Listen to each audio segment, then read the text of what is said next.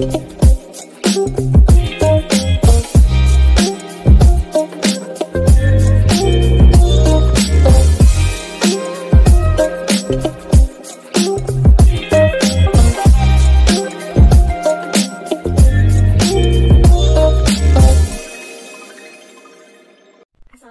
warahmatullahi wabarakatuh. Rabbi shrah li sadri wa yassir li amri wahlul 'uqdatam min lisani yafqahul qawli. Perkenalkan, nama saya Rosa Rohdatul Jannah, NPM 10301-17043 dari Prodi Pendidikan Agama Islam, Fakultas Tarbiyah dan Keguruan Universitas Islam Bandung. Di sini saya akan mempresentasikan hasil penelitian saya yang berjudul Kriteria Memilih Pasangan Hidup menurut Hadis Riwayat Imam Al-Bukhari dan implikasinya terhadap pendidikan pranikah. Latar belakang masalah. Memiliki pasangan hidup itu adalah naluri setiap manusia. Tanpa ada naluri ini, mungkin bumi tidak akan berpenghuni. Sudah menjadi sunnatullah antara laki-laki dan wanita itu ada unsur tarik-menarik dan kebutuhan untuk saling melengkapi. Untuk memenuhi kebutuhan saling melengkapi tersebut, maka diperlukanlah pasangan yang halal dan sah dan jalannya melalui pernikahan.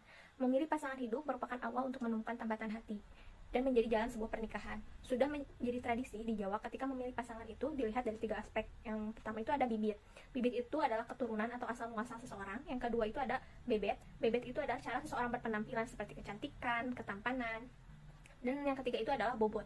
Bobot itu adalah kualitas diri yang dilihat dari pendidikan, keimanan, pekerjaan. Nah, ketiga hal tersebut menjadi semacam alat kalibrasi bagi orang Jawa dalam menentukan calon menantu yang baik bagi anaknya. Sedangkan dalam hadis riwayat Imam Al-Bukhari nomor 4700, Rasulullah bersabda, "Hadatsana Musaddad, hadatsana Yahya, an Ubaidillahi qala, hadatsani Sa'id bin Abi Sa'id an abihi an Abi Hurairah radhiyallahu anhu, Nabi sallallahu alaihi wasallam qala, tunkahul mar'atu li arba'in, limaliha wa lihasabiha wa jamaliha wa lidiniha fadhfar bidzatid din taribat yadak." Yang artinya telah menceritakan kepada kami Musaddad, telah menceritakan kepada kami Yahya dari Ubaidillah, ia berkata, telah menceritakan kepadaku Sa'id bin Abu Sa'id dari bapaknya dari Abu Hurairah radhiyallahu anhu dari Nabi Muhammad sallallahu alaihi wasallam, beliau bersabda, wanita itu dinikahi karena 4 hal. Karena hartanya, karena keturunannya, karena kecantikannya, dan karena agamanya. Maka nikahilah karena agamanya, niscaya kamu akan beruntung. Hadis riwayat Imam Al-Bukhari nomor 4700. Untuk selanjutnya terdapat rumusan masalah. Rumusan masalah yang pertama itu bagaimana kesahihan hadis riwayat Imam Al-Bukhari tentang pemilihan pasangan hidup. Yang kedua, bagaimana syarah hadis riwayat Imam Al-Bukhari mengenai pemilihan pasangan hidup menurut para muhaditsin. Yang ketiga, bagaimana esensi kriteria dalam memilih pasangan hidup menurut hadis riwayat Imam Al-Bukhari. Dan yang keempat itu ada bagaimana implikasi dalam memilih pasangan hidup yang terkandung dalam hadis riwayat Imam Al-Bukhari terhadap pendidikan pranikah. Selanjutnya terdapat kerangka pemikiran.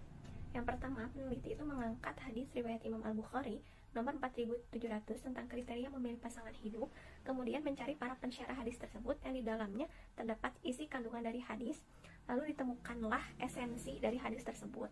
Setelah ditemukannya esensi dari hadis tersebut, diangkatlah landasan teori menurut pendapat ahli yang nantinya akan dianalisis merujuk pada landasan teori serta isi kandungan dari hadis tersebut. Metode penelitian. Metode penelitian, peneliti menggunakan pendekatan kualitatif yang bercirikan deskriptif analitik. Dan teknik penelitian, yang pertama, peneliti menggunakan metode tausik, yaitu untuk meneliti keotentikan hadis dengan cara mencari keberadaan hadis tersebut apakah sudah ada di dalam kitab aslinya atau masadir al-asliyah. Yang kedua, metode tashih untuk mencari validitas atau keabsahan hadis tersebut. Yang ketiga, metode takhrij untuk mengetahui mata rantai dari siapa ke siapa dan oleh siapa. Yang keempat itu metode tahlili untuk mengetahui makna atau isi kandungan hadis. Yang kelima itu ada metode takwil untuk mengetahui ibroh atau pelajaran yang dapat diambil dari hadis tersebut. Yang terakhir ada metode tatbiq untuk mengetahui makna tersirat dan tersurat yang dapat diimplementasikan di dalam kehidupan sehari-hari. Kemudian pada bab 2, peneliti mengemukakan yang pertama, lafaz dan terjemah hadis riwayat Imam Al-Bukhari. Yang kedua, perbandingan redaksi hadis. Yang ketiga, perbandingan matan hadis. Yang keempat, perawi hadis. Yang kelima, takhrij hadis dari jalur Bukhari. Yang keenam, analisis sanad. Yang ketujuh, penjelasan lafaz hadis. Yang kedelapan, pengertian kalimat menurut pensyarah hadis. Yang kesembilan, pendapat para pensyarah hadis. 10, sebab turunnya hadis.